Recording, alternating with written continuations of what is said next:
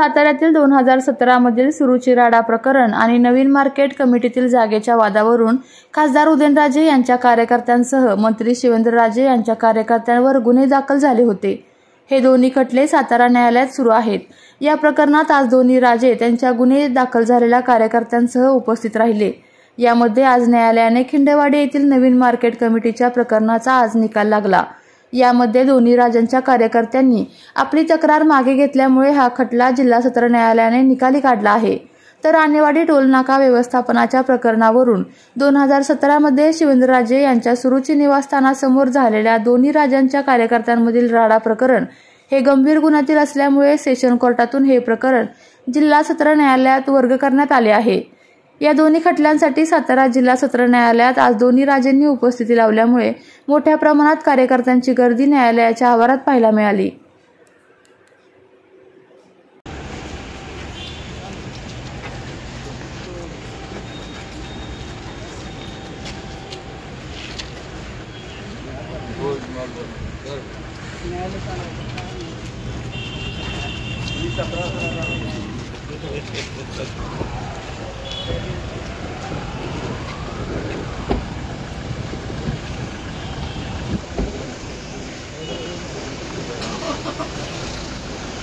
आपल्या तालुक्यातील जिल्ह्यातील बातम्या सर्वप्रथम पाहण्यासाठी आजच सातारा न्यूजला YouTube चॅनलवर सबस्क्राइब करा, लाईक करा, शेअर करा आणि बेल आयकॉन प्रेस करायला विसरू नका।